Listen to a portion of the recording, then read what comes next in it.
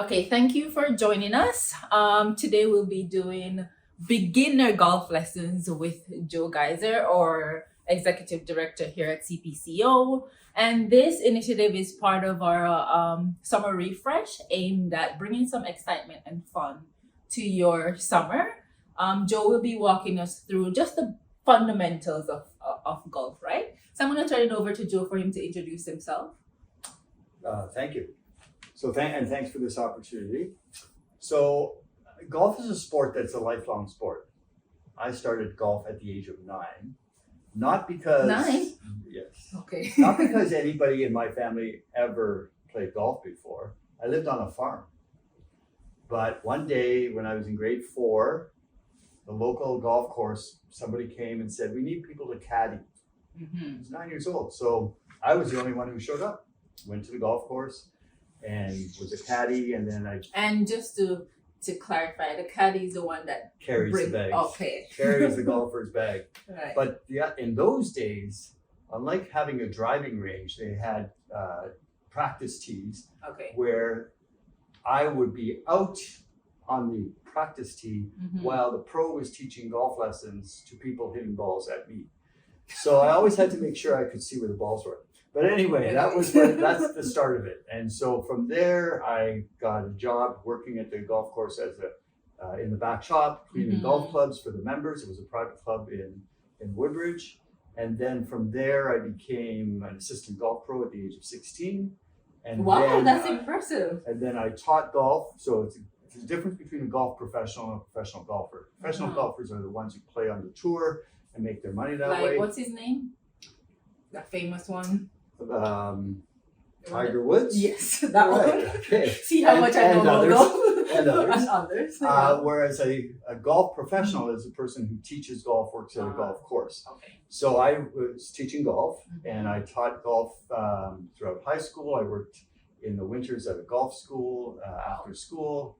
I taught golf for the, at the time, City of Etobicoke, for their Parks and Recreation Department, City of Brampton, and taught golf throughout university as well. And that's how I paid my way through university. Wow. And then I actually got it, and I wanted to be a teacher. So this helped, obviously. But then when I became a teacher, that sort of ended because now I was focused on something else, right? Students, yeah. So, and so did the amount of time that I was able to play and devote to golf, which is clearly obvious these days when I play, because I don't get to play as much, and you really need to be able to play and practice. Right, if you don't use it, you lose it. You don't use it, you lose it, and there are certain aspects of the game for sure. You can be powerful and hit the ball, but you want to hit it straight. Right. That's important. And when you're around the green, you want to be able to have some finesse, chip the ball, putt the ball with some finesse and some touch. That all takes practice. Okay. All right. So would you consider golf to be the sport of the summer, or the sport that you can play all year round? Well, well, you can play it all year round if you're prepared to go to Florida, North Carolina, South Carolina. Winters here. Yeah, you don't have to spend any time here. Arizona is a beautiful place to play golf too. Lots of golf courses. But interestingly enough, during the pandemic, golf was the one sport you were allowed to continue to do. Wow. So golf courses adapted. What they did was, if you were taking a golf cart, those electric or gas carts, you weren't in the same family grouping, you had to have a different cart, so one person per cart. Some of them had the plastic screens up in between the golfers. Courses adapted so that you didn't actually have to touch the pole. All of that happened during the pandemic to keep the golf courses going and people active. They could go outside, they could play golf throughout the pandemic. So I guess you golfers didn't suffer like us non-golfers who couldn't go anywhere. It was a sport that you could continue to do. Okay. And so for a beginner like myself, is it better to start my lessons at a driving range or on an actual course? So it's better to start lessons for sure, number one. Okay. And at the driving range with a pro, right? I can teach you. I'm no longer a certified CPGA pro, which is the Canadian Professional Golf Association, simply because I left that behind when I became a teacher. However, you want to be able to get a lesson or lessons Mhm. from someone who knows what they're doing. Instead of me just going to arrange and trying to pick up the club and figuring out what you're supposed to do. So fortunately, we're going to teach you Right. today. Well, looking forward to it, Yeah. Joe. Thank you for giving us that background No problem. on golf. And we'll be going to a park, not an actual golf course, but we're looking forward to it. And Yeah. Joe will show off his fancy equipment. Thank you.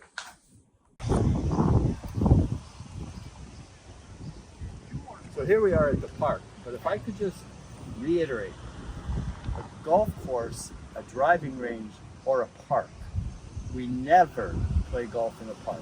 Okay. The park is not designed for playing golf. But for the purposes today, we're not going to hit any golf balls. Right. We're simply going to go through some of the techniques and some of the things to look for when you're playing golf. All right. Sounds So good. here's a full set of clubs, which someone who's been playing for a while would have. Beginners wouldn't necessarily have a full set of clubs because you wouldn't know how to use all the clubs, and you wouldn't use all the clubs. Right. So what I like to do when I'm helping someone learn how to play golf is to start with one of the irons. These are called irons. These are called woods. And this is called a putter. 3 essentials. Okay. So the first thing you need to know is how to hold it. This is again So the first thing to do is learn how to hold the club. So I'm going to give you the club, Julie, and you're going to show me how you're going to hold it. So I've been to the driving range Okay. once Yes. pre-pandemic, and yes. So let's just stop there. Okay. Okay. So, and I'm not sure about your fingernails because you don't want to break them for sure. But I have never seen anybody playing golf with fingernails like that. But we'll work with it. So how you're holding the club right now is some people would call that a baseball grip. But the good news is we're not playing baseball. So there are that's a kind of grip, but it's not a very stable kind of grip. So what you want to do is hold the club with your hands, either your fingers interlocked like this is called an interlocking grip, or with your hands like this, where this finger sits on top in between. It's called an overlapping or a Barden grip, the original name of that grip. So I'm going to show you. Yeah, You're going to hold it. Okay. So you're going to hold this, and then so either interlock these fingers. Like this? Yeah, with just one finger, the baby finger in between. Oh, this baby finger. Yeah. Okay. Yeah. Okay. And then this wrapped around here. Okay. And this here. And then so this, your thumb goes in here. No, that's this thumb on Oh, your I left see. hand. This is very So unnatural. exactly. Okay, so let's just see here. Let me see you just hold the club up like this towards me so that you don't hit the club. Here you go. So maybe just put the club down for a minute. All right, give it to me. So take your hands like this. Put this finger just like that. On your right hand in between the right. Okay? And the club is going to go down the middle. Right. So the club, I always put my left hand on first because You're right. Right. and you're right-handed. So you put your left hand on first and then your right hand on. So you'll notice where this thumb is, right in between here. Okay. So we're just going to look at some of the fundamentals that you have to sort of think about. And when I say think about, people go to the driving range and they try to correct everything. Golf is not a natural sport. So you actually try to focus on one or two things at a time. I mean, where's your contact is with the club. So what you have right now, Julie, is a bit reversed. Okay. So yes, this comes further down. Right. So this is interlocking in here, Okay. and that goes. This one goes here. Yeah. Oh no, that goes inside. That's why it's difficult with those fingernails. But Right. We'll make it work. okay. Yeah. But you're okay. That's better. Okay, I got it. Better Got already. it. Yes. So the first thing is obviously you need to know how to hold the club. After that, you need to know how to stand. So normally you want to stand, and it changes with the size of the length of the club. But normally you want to stand with your shoulders, your feet shoulder width apart, knees relaxed, and your weight on the balls of your feet. So inside on the balls of your feet. Okay. So far so good. Yeah. Now, you also want to keep your left arm as straight as possible and your right arm relaxed. So you're going to say, how's that possible? Well, you're going to, and then knees and relax your knees. So bend your knees. There you go. Now, get that relaxed stance. Yeah. There. Very, very good. Now, if I compare this, what you look like about 3 minutes ago to this, excellent. I feel like a pro. All right. Okay. So, we're going to take it one step at a time. The grip, your feet. We're going to talk about alignment and that later. But the next thing I'm going to show you is you're going to let me do the work. Okay. You're going to hold the club. You're just going to, I'm going to move you through a swing. So that you take the club back and you try to keep your knee and up here. See what happens to your arm, your wrist, right? So you take the club here, you come through, up, and that's perfect. What you did with that right foot is exactly what you want to do. Okay. All right? So let's see if you can. So you sweep it's like you're sweeping the club back towards me, and then up, and then cock the wrist, and then through, and then through. Right. Do I put it up like when I? Yes, when you finish. Oh, yeah. So what I'm going to show you is just a really quick. So this is watch what I do.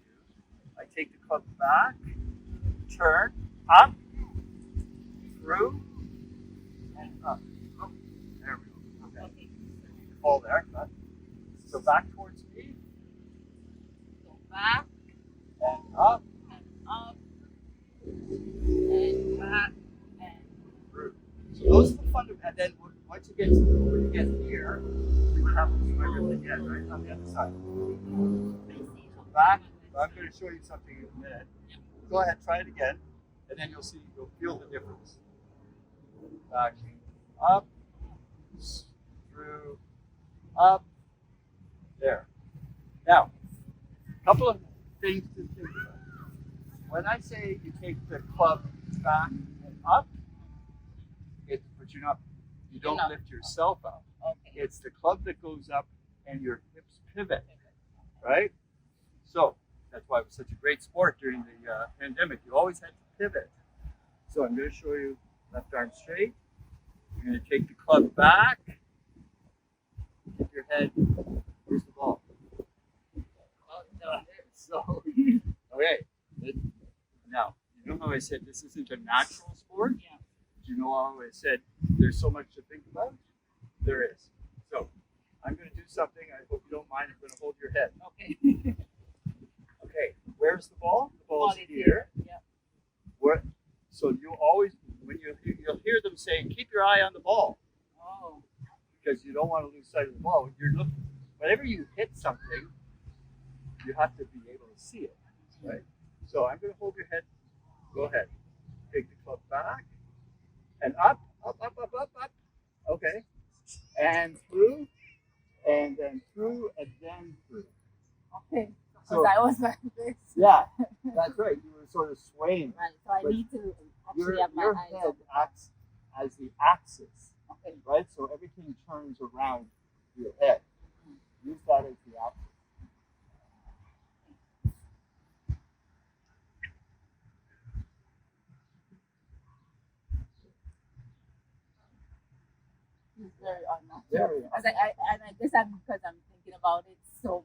Yeah, yeah, and that's exactly. So that's why, as you said, it's best to go to a driving range. So I'm going to hold your head again. Okay. And you're going to try to take it back, sweep it back, club back, and then at one point you're going to take it up, cock your wrist, up, and there, okay. And then through. Now your follow through is great. What I'm going to show you is ideally, and I'm saying ideally, once you get the club here and up, see how my arms are up here? Yeah. My head is here. The club, you try to get the club, I can't do it because I can't rotate my hip as much right now. You try to get the club as horizontal as possible at the top. And there, yes. And through, and through. Very good. Thank you. Very good. So you try to keep your left arm as straight as possible. Relax your right arm, because when you take the club back, it's your right arm that has to bend. Right. Right? When you cock your wrists at the top. So, back, sweep, up. There, very good. And through. And that's what you practice. Because at some point you're going to have a ball there, and you want to hit the ball. But practicing your swing, when you start out, left arm straight, up, and through. Okay, I'm doing this, but I get it. Okay, I kind of get it. Right. Yeah. You notice when I said your weight on the balls in your feet, you're pivoting, you're using your head as sort of an axis point that you're going around that. Yes, and through, and up, and then through. So the last thing maybe to complete the swing, remember I said you're doing really well at the end? When you finish, you want to, let's say that's the target there, person with the camera. Mm-hmm. When I finish, I want to be finishing facing the target.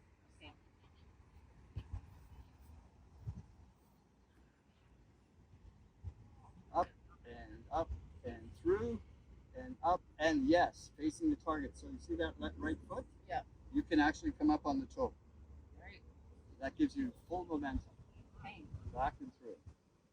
So now that we have like a little beginner's lesson, would this be the first, this club would be the one that I start with? When you're at, my advice always at the driving range is to start with a higher number club, which has a greater slope, so it's an 8-iron. I always start practicing with an 8-iron. It has a number 8? It has an 8 at the bottom, yeah. It has, so the club's number tells you also the slope of the club face. The higher the number on the iron, the greater the slope. Okay. Right? The slope here is, I don't know what the degree is personally, but. Joe, that was very interesting, that golf lesson. I'm actually thinking of, going to a golf range. I do enjoy the sport. The one time I tried it, but thank you for teaching me to follow through, how to stand, and how to hold. That part I'm still gonna probably struggle with, but I'll get it. Yeah. Thank you to you guys for tuning in. If you have any questions for Joe, please feel free to leave your comments or any our questions on YouTube, or if you do have Joe's email, right, you can reach out to Joe. And we have more content coming up. We'll be featuring Margaret's Garden. Will be giving us his summer classical playlist, and Gabby will be introducing us to some new summer recipes. So tune in for more content, save the newsletter dates, and send us your questions or comments if you want to see anything else, maybe next year for a summer refresh. Bye. And let me know when you want your next lesson. Yes, and maybe we'll do another, lesson 2? Lesson 2. Lesson 2 where we actually get to hit the ball. The ball. All right, thank you. Not on the park. Well, not on the park, guys. Thank you so much.